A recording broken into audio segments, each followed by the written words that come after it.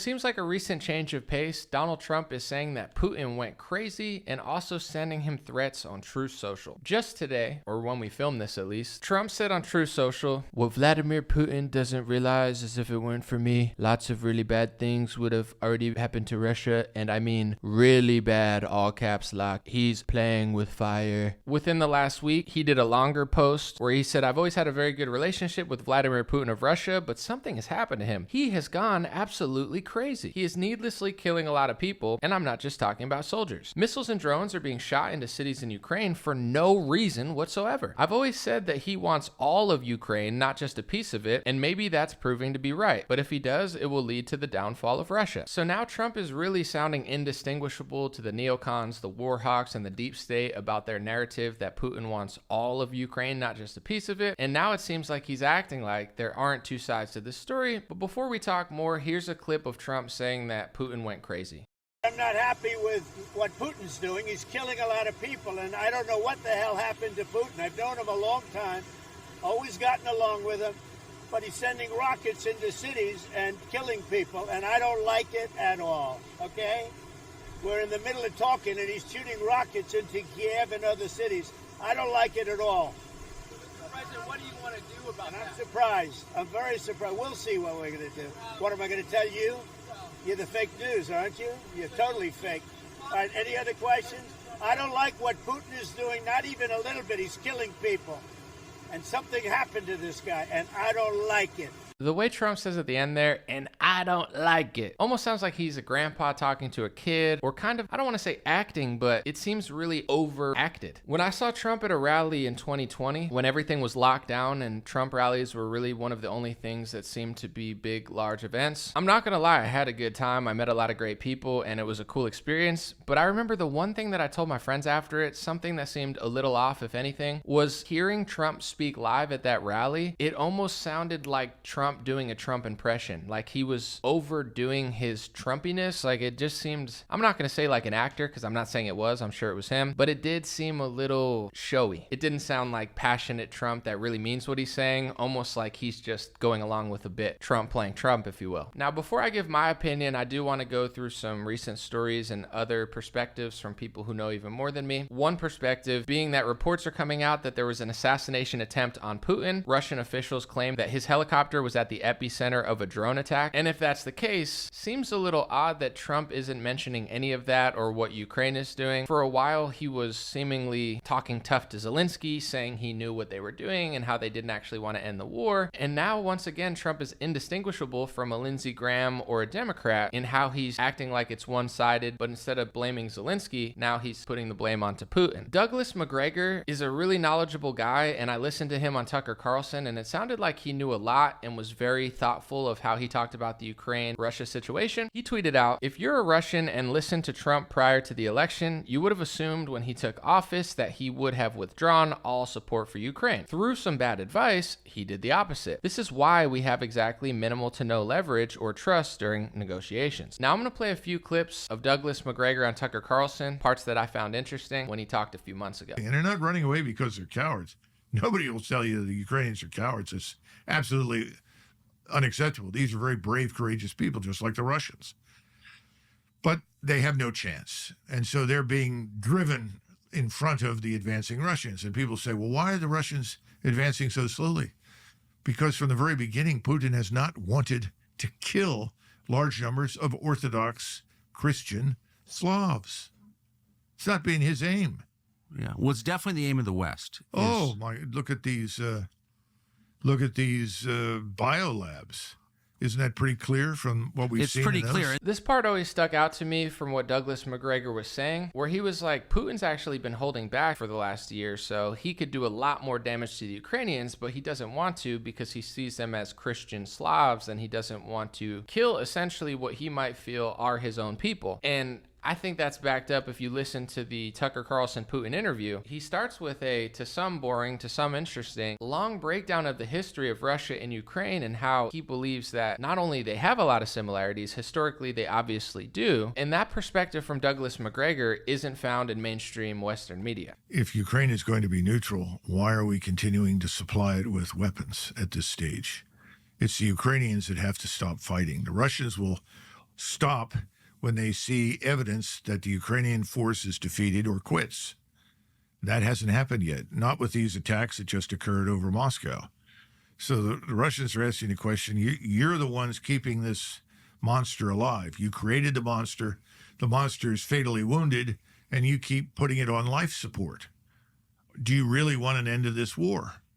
I mean, imagine if we were dealing with a similar enemy in Mexico, and we found out that the Russians and the Chinese had provided vast quantities of equipment and assistance to the Mexicans who were trying to fight us and regain control of the Southwest. Tucker says killing Christians around the world is the actual subtext to our foreign policy. And if you kill large numbers of Ukrainians, I think for many of the people behind this, that was seen as a collateral damage or even a bonus.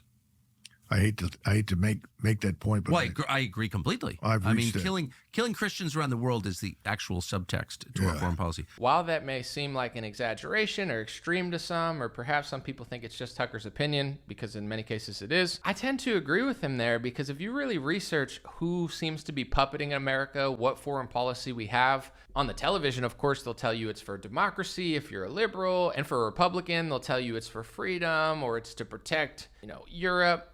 But if you really study it and really get into the depths of it, I do believe that they're totally fine. And by they, I mean the people who are controlling the people who run America. They have no problem with getting Christians killed. So a war like Russia and Ukraine, it's like bang, bang, bang. Both sides get killed. It creates a giant mess, and it benefits a certain group of people, or perhaps several groups. It's hard to find any reports in the West because we've essentially banned a lot of foreign press and made it harder to find. But if you listen to most people in America and the media that they let us consume, it seems like most of the time they're only covering one side of this narrative, and now Trump is kind of playing along with that side where it's like, Putin's doing all these things, how dare him, where's this coming from, why? This kind of reminds me of the people who act like this war just started out of nowhere and they completely ignore the revolution or the coup of 2014. This kind of reminds me of the people who act like this war just started out of nowhere and they completely ignore the revolution or the coup of 2014. They ignore the fact that politicians like Lindsey Graham and others were flying over to Ukraine before Trump was in office, essentially waging war on Russia. And McGregor says here, as I've said before, it would be like China supplying weapons to Mexico and expecting us to do nothing about it, like that's not a big deal. It obviously is, but there's always double standards when it's our overlords doing the injustice. They have to play stupid and act like it just came out of nowhere. Trump essentially, I'm not going to say made a political career, but really made a name for himself doing the opposite of the deep state and the neocons, where he did see both sides of the equation and he was being honest about it for a long time.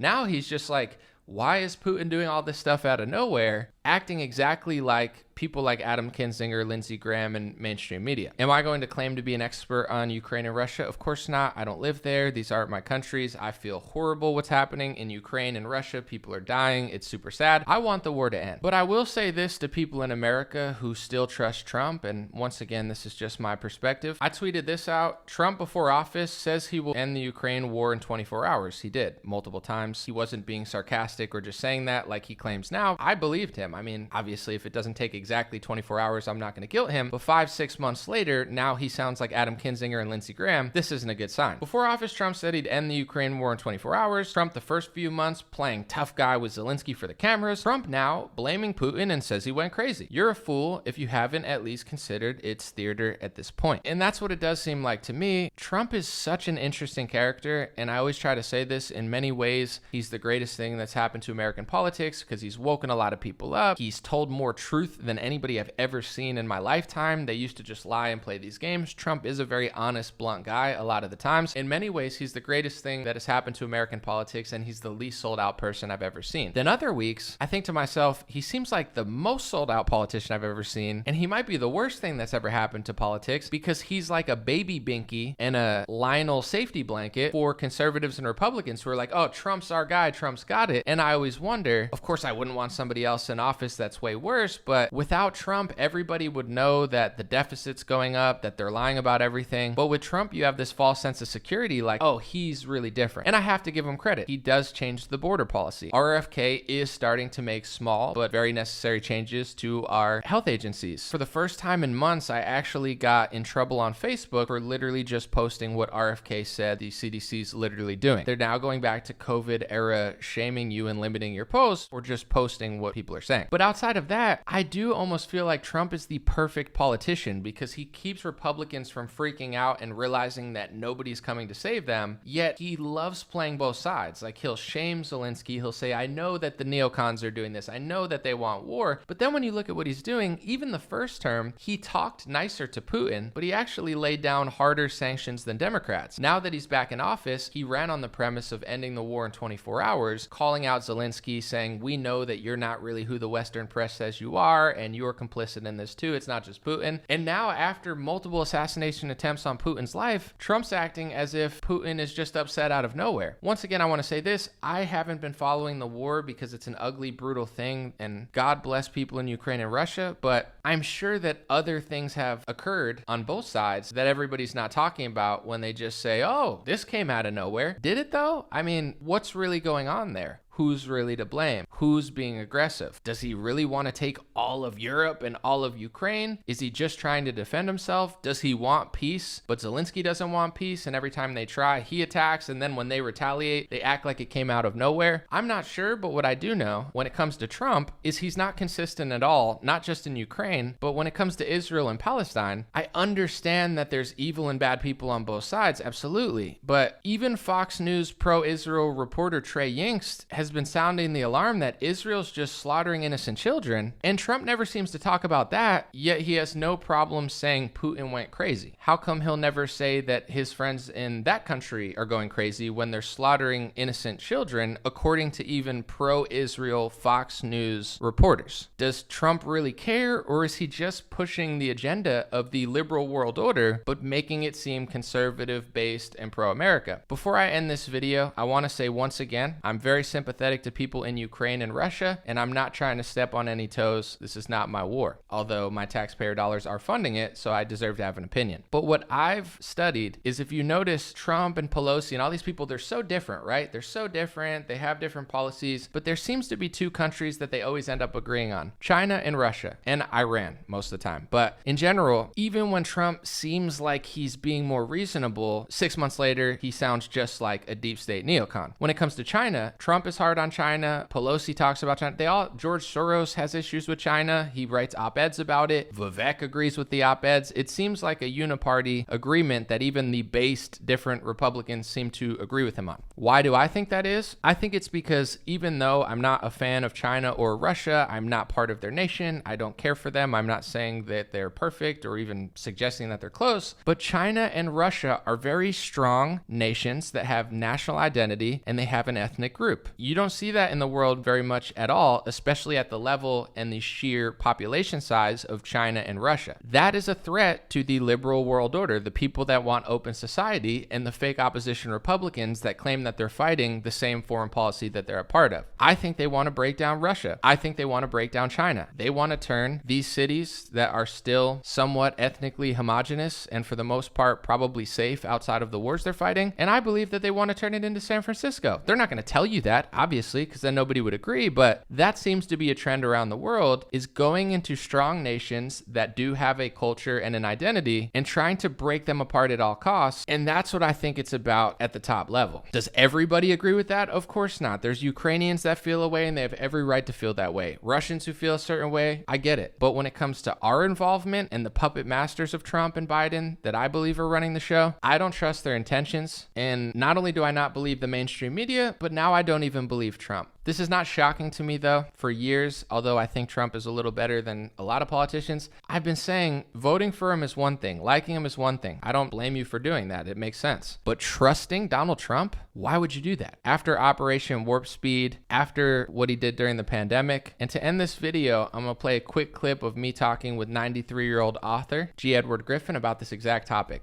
I think it's part of a program that's being applied across the board now to put the American people to sleep. to make them think, ah, we've won. We've finally gotten out from under this great shadow, all of this crazy extreme left-wing commie stuff. We finally won. We beat them at the polls and so forth. Now, the same people who say, oh, yeah, they control the polls, that the elections were rigged, and they still control the election process, same people. But this time around, it was fair, wasn't it? Because, well, was it? I don't know. I'm just skeptical. I always ask questions. So anyway, I think that the American people need to be a little more savvy about this theater called politics. So getting back to your question, I don't really get excited about it. I hope it's true, all the good things they say, but I doubt it. And time will tell. Right. Yeah. I've been doing this for almost 10 years now. And I think when you know the macro, the big picture, you stop falling for kind of the small little stories. And it reminds me of Trump's first term where he did all these things. And then during COVID, really everything got unwound. And a lot of people said to me, well, that was just a mistake and he'll do different this time. And I always said, possibly, but what if it was just a story? Like when you watch the WWE, you can't just have two heroes. You need a hero and a villain. And you watch a movie and he almost gets got by the enemy. You know, they always point the gun at him and they say, any last words? And then they wait for 3 minutes so he has a chance to escape or whatever. And I always try to compare it to that, or Tom and Jerry, where, you know, the cat's always chasing the mouse, but he never quite gets there, because if he ever got there, the show would be over. So that's it, exactly. The show would be over. And that's what I was trying to say a moment ago. I look at politics, unfortunately, has become a show. It's theater. And look at those conventions, how absurd they are. All these I say millions of people, but at the other end of the television set, yes. And they're all getting all excited and cheering, and they don't know what they're cheering about. No matter what they say on the stage, it's hurrah, and they wave the banners, and you know, it's insane. It's mob psychology is what it really is. And I hate to be so negative about that. I don't think it's negative, actually. I'm not negativistic. I'm realistic, I think, because I've watched this show play for so many years. You know, I'm 93 years old now, and there's not much that happens that I haven't seen happen before, over and over again. So after a while, you get kind of jaundiced about these theatrical antics that they show. Maybe Trump is facing pressures from his advisors, like McGregor's talking about. Everybody always tries to say, you know, it's not Trump, it's the people he trusts. He just got tricked.